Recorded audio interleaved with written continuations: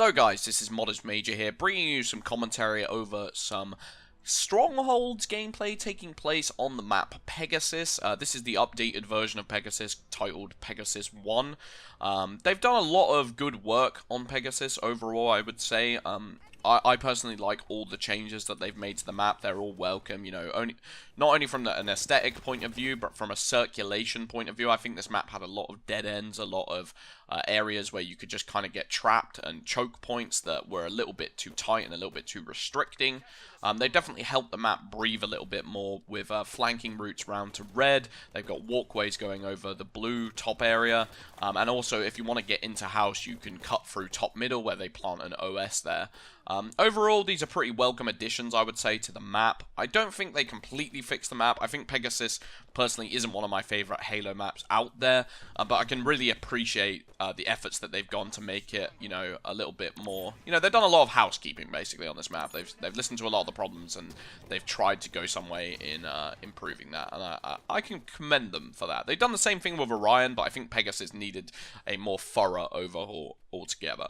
But I won't be talking about this gameplay too much. Basically, you'll see me do absolutely awful at the beginning. These guys had my number so hard, but I made some key adaptations, and I started playing a lot better towards the end, and hopefully you guys can get a kick out of that.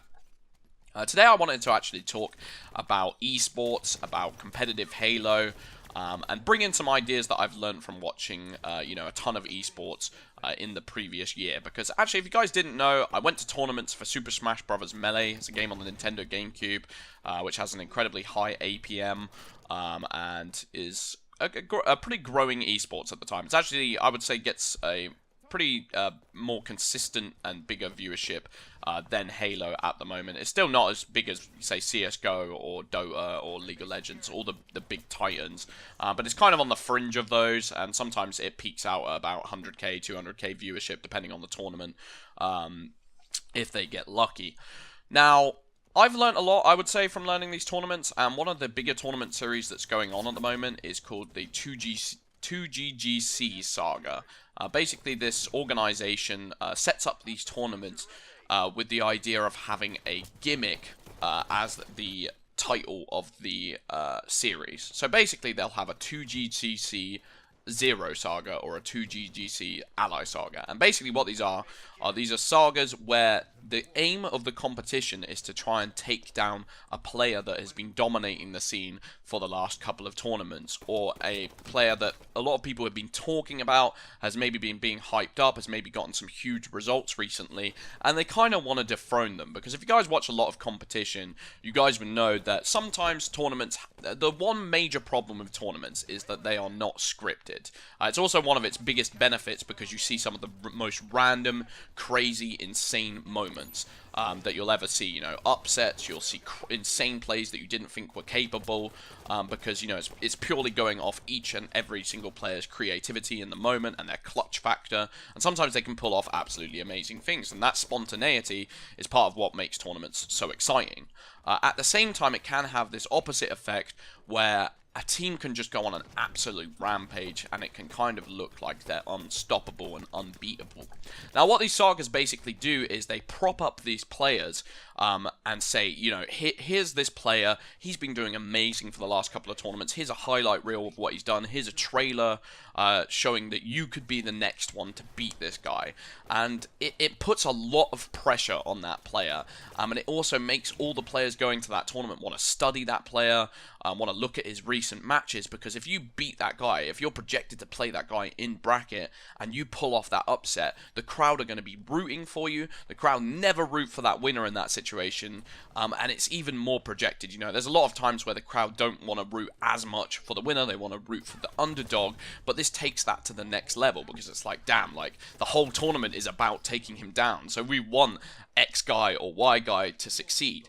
And I've been thinking that I think this setup would work so well in the framework of Halo, because you've got a lot of big personalities in Halo right now that aren't really being capitalized on. I see guys like Lethal, I see guys like APG, I see guys like Hugh, that have a a huge amount of fan support. They have a pretty diverse personality, but they're not really being brought to the forefront of the spectator experience as much as I would like to see. We see the interviews post game and stuff like that, but we don't see that taken to the next level where it's like they're being propped up as the celebrities that they are becoming. And, obviously this would be done, I think, in a team basis. You could do something like, trying to take down Optic Gaming, because we saw Optic Gaming last series just absolutely dominate the tournament. They went 4-0 in grand finals, and that's just something as a spectator that I personally don't want to see. Even though they did it in style, and obviously, they brought a tremendous amount of skill to the tournament, for the stability of the tournament scene and for the excitement from a spectator's point of view, I want to see the upsets. I want to see, these lower ranked teams maybe get a shot at bringing them down and have the crowd on their side. And I think you could really prop that up with the right amount of marketing, the right amount of trailers, saying, hey, this is Optic Gaming, you get a chance to bring them down at the next tournament, and, show a compilation of all that they managed to achieve more recently.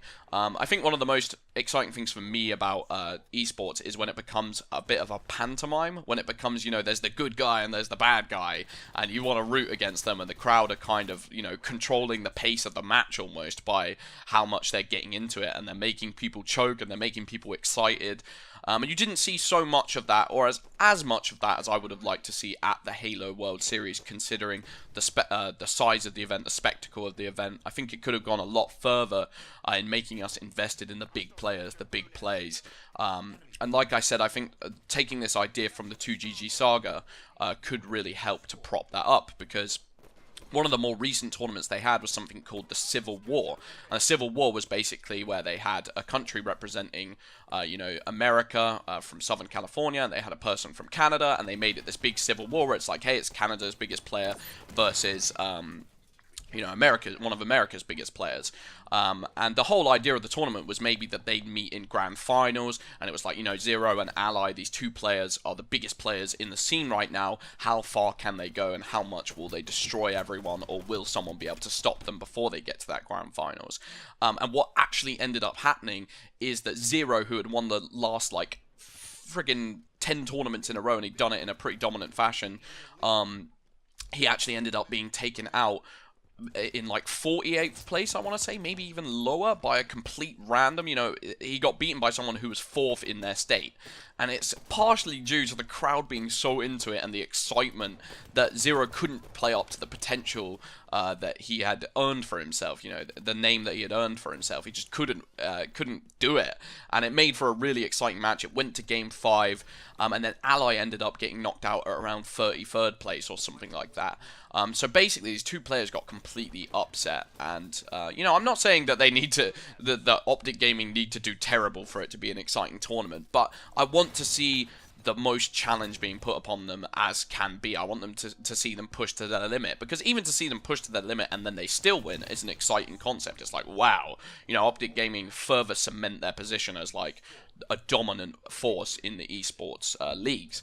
But, if they got upset, I think that would be even more exciting, and I'm open to all avenues. I just think we need a little bit more of the personalities being brought forward. We saw tiny bits of that where one of the players was teabagging, I think he was teabagging Mickwin, he was teabagging him brutally, and then he teabagged the Envious logo. I thought stuff like that was one of the highlights of the tournament, where it becomes more about the people than it does even about the gameplay.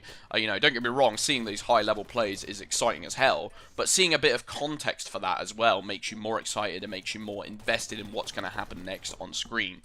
You want to be invested in the personalities, in the characters, and learn more about them as they play. That's what made old school Halo so exciting, because players like Walshy, players like T-Squared had so much of a background and so much of a development that you were really invested to the next level in these characters. And I think we've got the personalities to do it. You can't tell me that Lethal isn't a massive personality, and if given the right spotlight, could do absolutely amazing things for Halo and the excitement of the leagues. Anyway, I hope you guys agree with this commentary to some extent. I have been Modest Major. Thank you very much for watching. Peace out, boys.